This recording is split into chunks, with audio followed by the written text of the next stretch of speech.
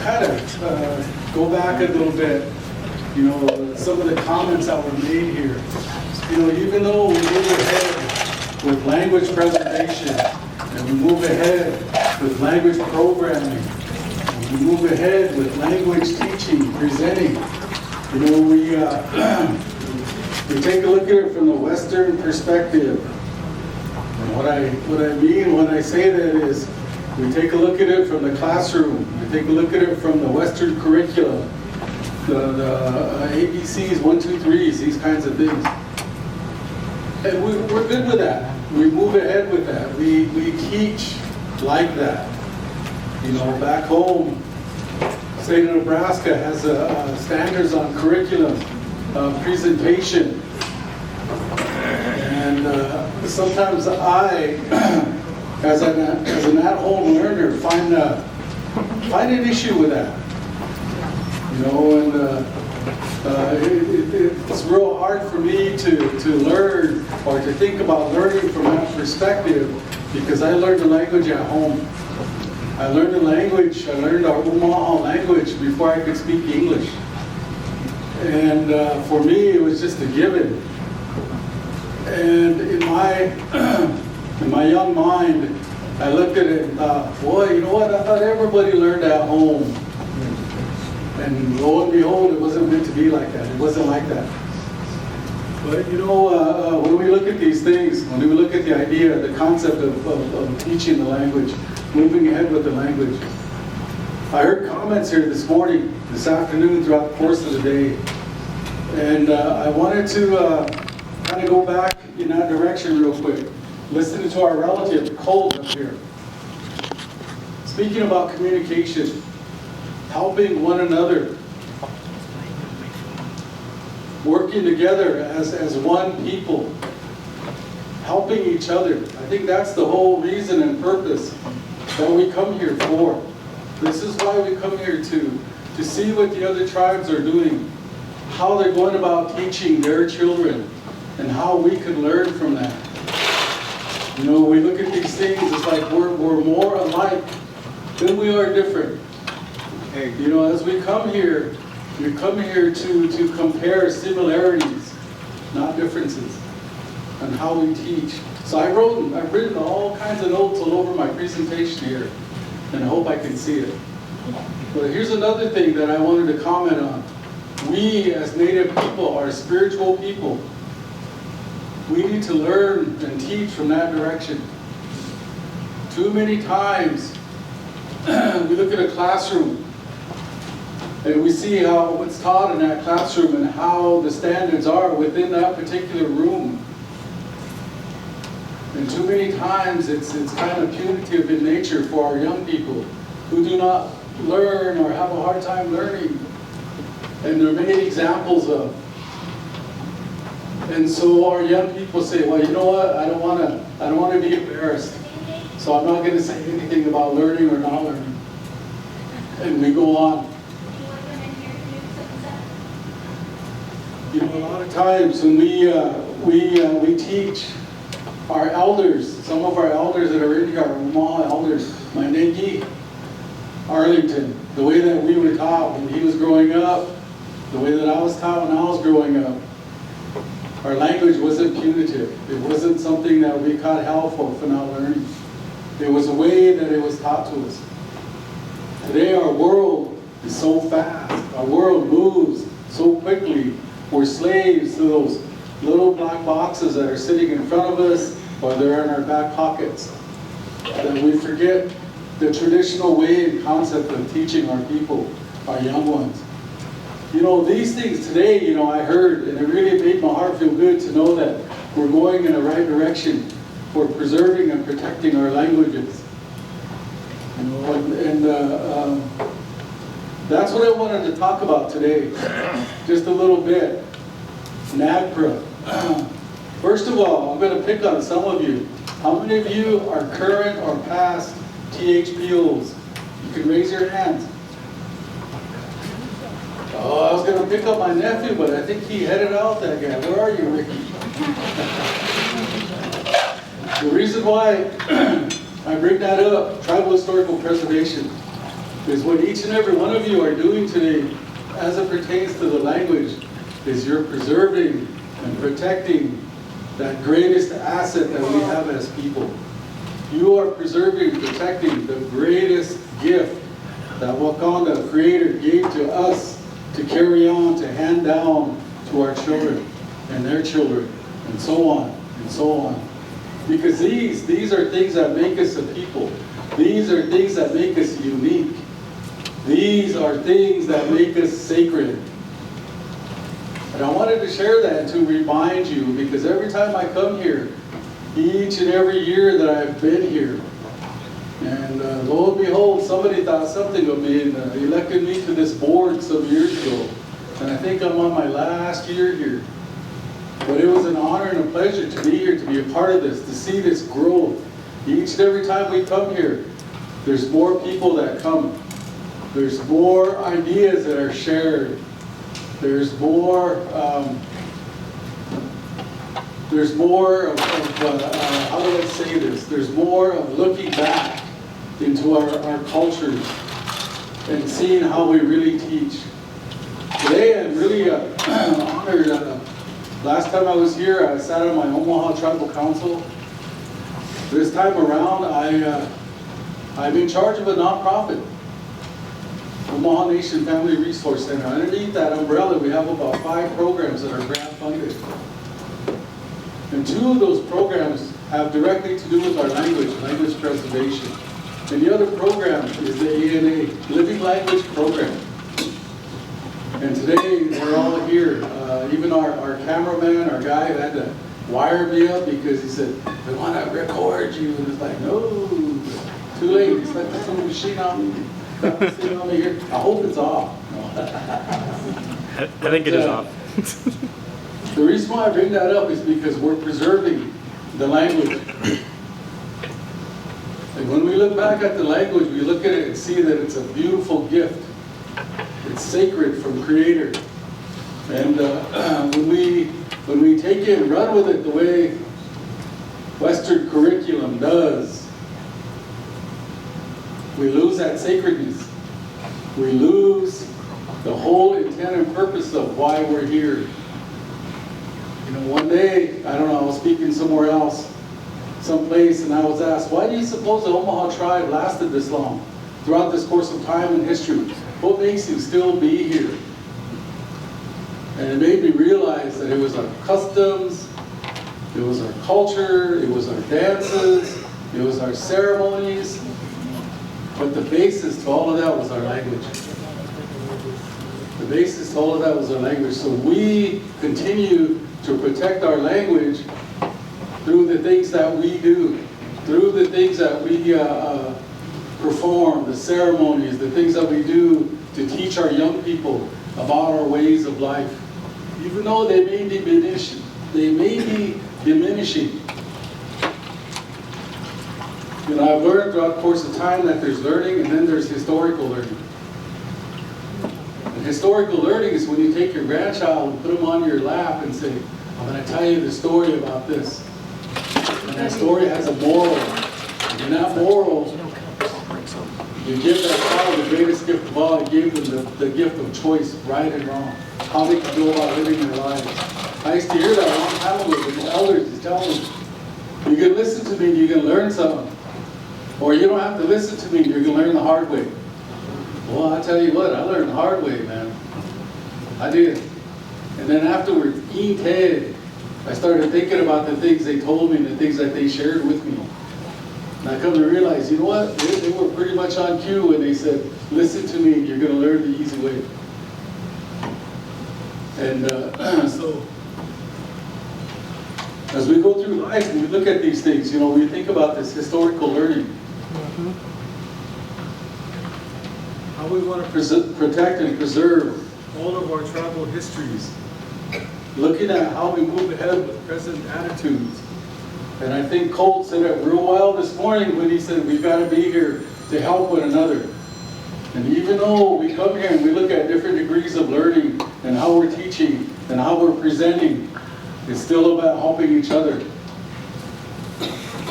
You know, when we learn about life and we grow up, we say, You're never going to find the answers to life unless you ask. You know, today, everything that's presented here, everything that's going to be presented till the end of the day and on into tomorrow, we need to take home with us for that preservation, to hang on to that. And I encourage each and every one of you to sit down and visit. This is from me, this is personal. Sit down and visit with one another, find out what each other's doing. Sit down and hear people talking the language over here. And don't be afraid to ask questions, because we're all one family here. You're all my relations, you're all my relatives. And I want to say thank you like that for giving us that opportunity. Now, I'm going to go into what I was here to present about, the preservation of our language and culture. NAGPRA, the Native American Graves Protection and Repatriation Act. It's a significant piece of United States legislation enacted in 1990.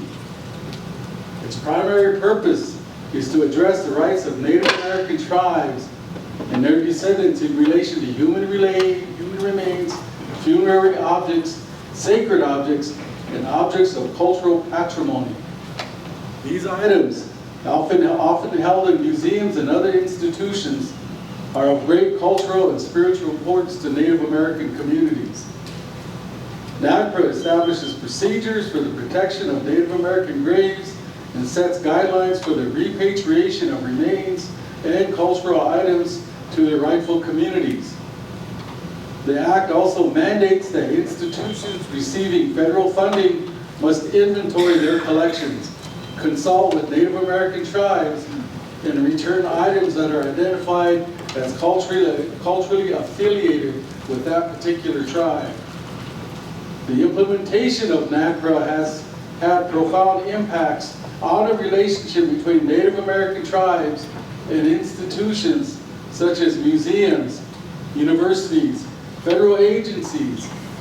It has fostered a greater understanding and respect for Native American cultures. It has helped to rectify historical injustices by ensuring that sacred and culturally significant items are returned to their communities. So the history, many tribes were not prepared to address the NAGPRA law. When this came around, it was like a bombshell to tribes. How do we address this? How do we do this? How do we go about this? Because back in the day, and I'm grateful that it's not like that today, tribes are kind of almost 10 years behind mainstream and what the federal government was presenting to us. So tribes are just not prepared to address this law, much less have the resources to actively consult and come to an agreement with institutions. This was a tough one because we wanted this law, but we didn't understand it. Many tribes lack the resources and expertise to address the NAGPRA issue. Tribal historical preservation offices were created through the National Park Service to assist tribes in getting up to speed on NAGPRA and other historic issues. Ways to keep their programs alive. In a nutshell, there was just not enough money to get the TIPLs adequately trained for the onslaught of items that came their way. Tribes had to get creative in finding ways to bring in dollars to fund training and research for their respective programs. How many of you can remember that time when TIPLs were one-man shows? Fantastic. I come from that era myself. I was a 126th federal THPO officer in the United States. I had to work with the National Park Service to get our program, our Omaha Tribal program, identified and get it recognized as a bona fide TIPL program. And when that happened, holy smokes, yeah.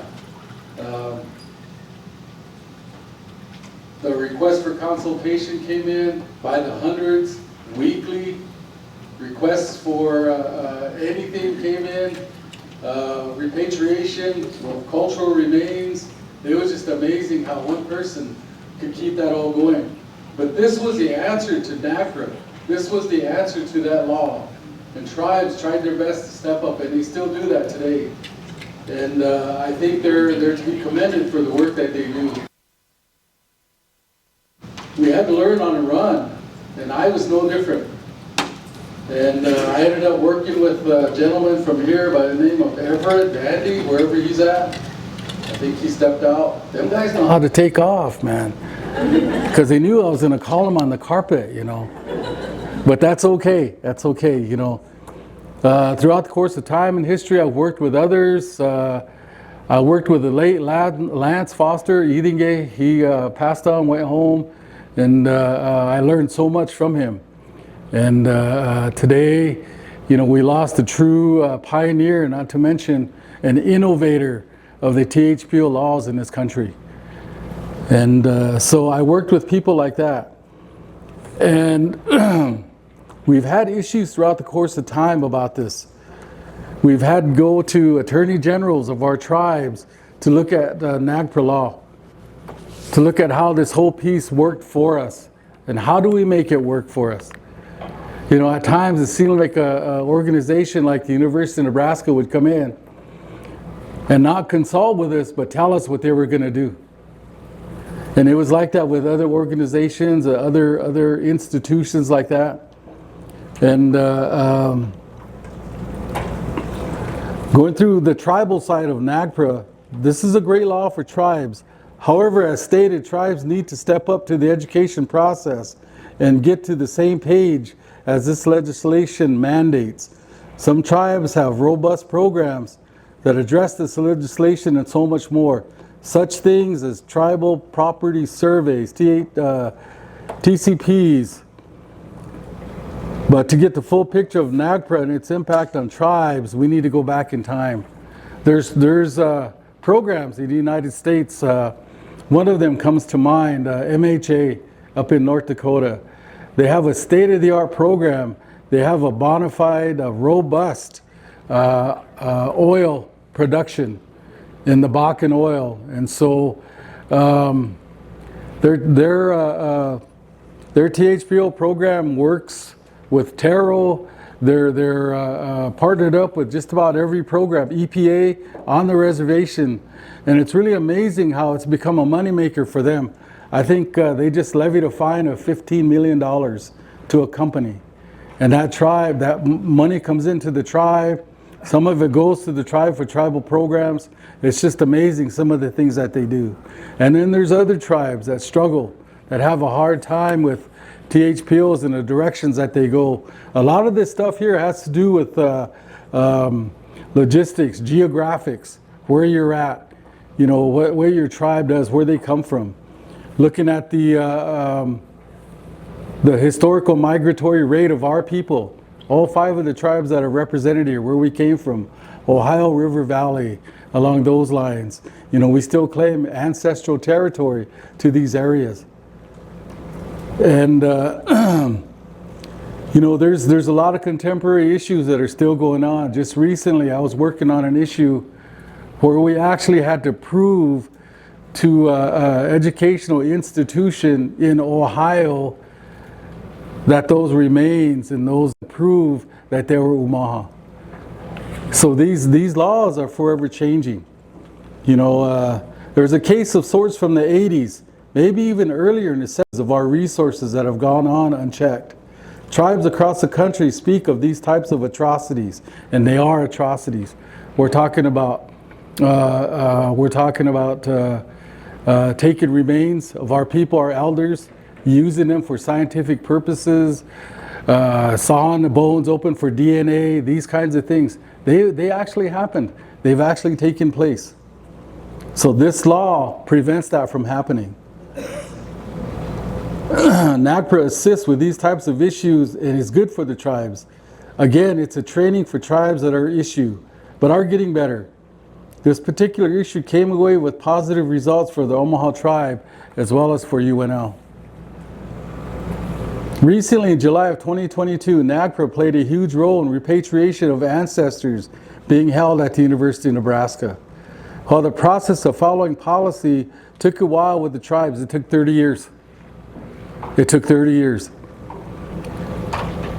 We had to play catch up for 30 years. The reburial, they released 27 remains to us. And they said, here, we're going to give your relatives back to you. So we took them home and we buried them at a place on our reservation with full honors. These things are happening, and if you wonder, and you could say, wow, that's really a great thing that they did.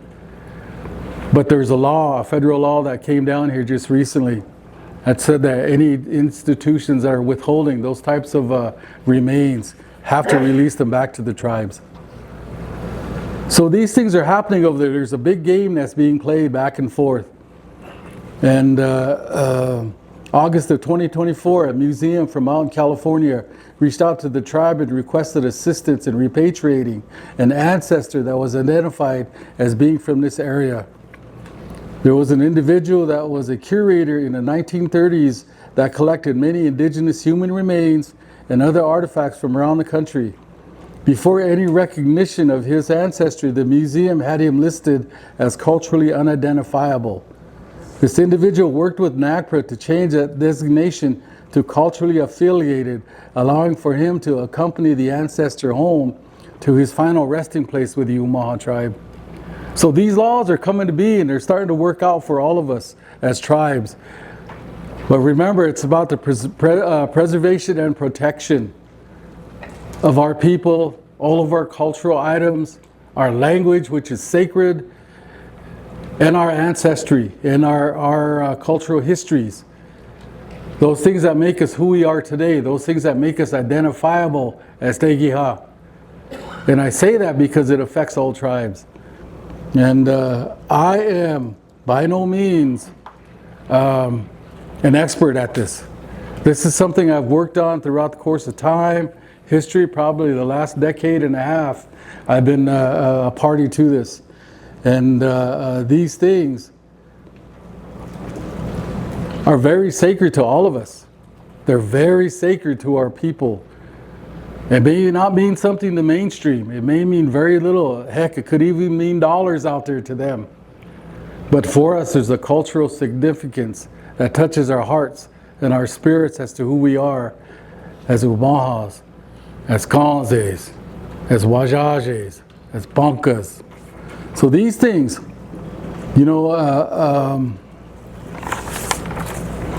these things are really important to us because it's an overall part of preservation and protection of our resources. And the greatest resource that we have that we can protect and go on and move along with is our language. Uncle Lewis was up here earlier today and he talked about the language and how it goes about and these things that happen to us and for us and how sacred the language is, talking about Wakanda. That language was given to us by Wakanda. It was given to us by the Creator. We can tell a story on the western side of things, and then we can tell that story in our languages, and that story becomes sacred because of the meaning and the power that it carries. So these are things that we can never take for granted. As educators, as teachers, as learners. Today I'm in my mid-60s and I'm still learning about the language. And I grew up in the language. I grew up at a time where I had a stepfather that said, forget about the language and those ways. The way of the white man is here and you have to follow him. And I almost did that, but in doing that I almost lost my life. I almost lost myself and who I was. And when I come out of that dark ooze, that road, and I started looking at what I had, the answers were always right in front of me. It was the language. It was the stories. It was the culture. It was the tradition. And it was my relatives that kept me going. The stories that they had, even in grief. We lose a loved one. But we had an interaction with that individual back there in the day sometime where maybe we shared a laugh. Maybe we shed a tear with each other. But that's the blessing that we carry with us from our elders.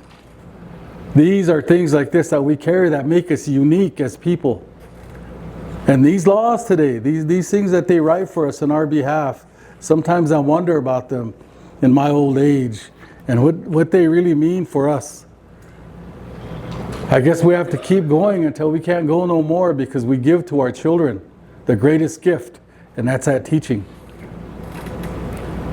So I just wanted to bring that up here today and to let you know that there's other ways of preservation and protection.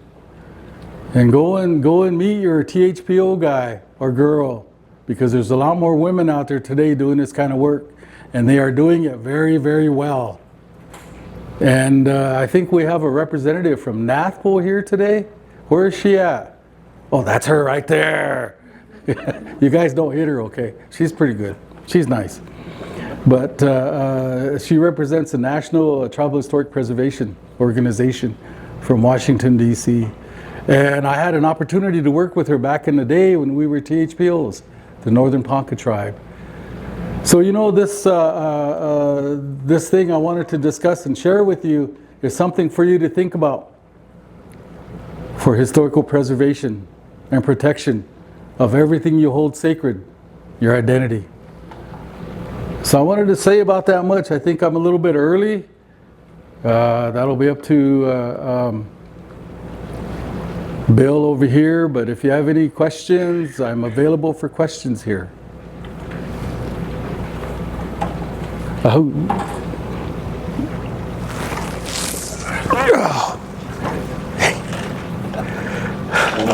One of the things that I'm sitting here thinking about, I'm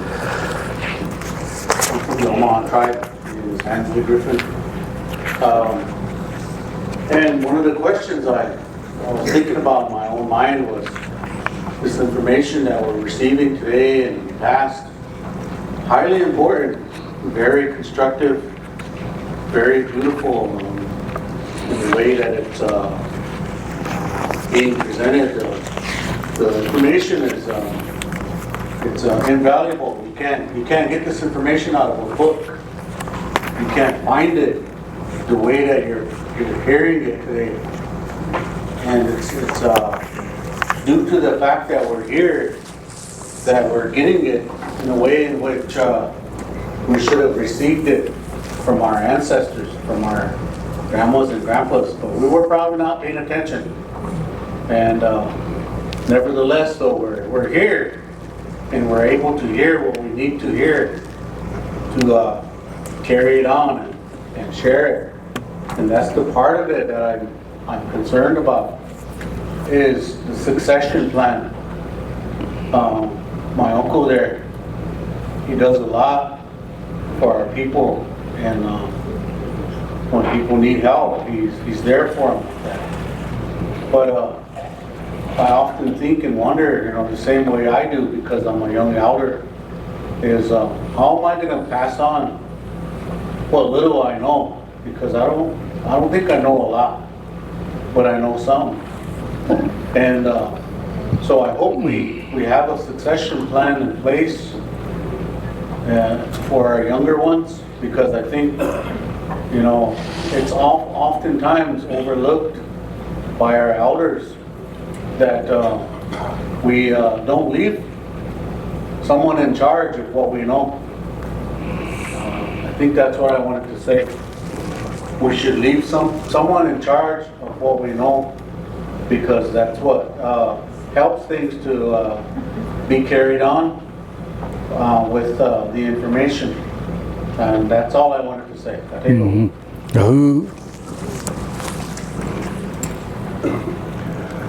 Thank you, nephew. Once again, I'm going to refer back to Colt and the comments that he made. When we think about teaching, we think about all of these kinds of things: cultural preservation, historical preservation. We often think from that side of the street over there.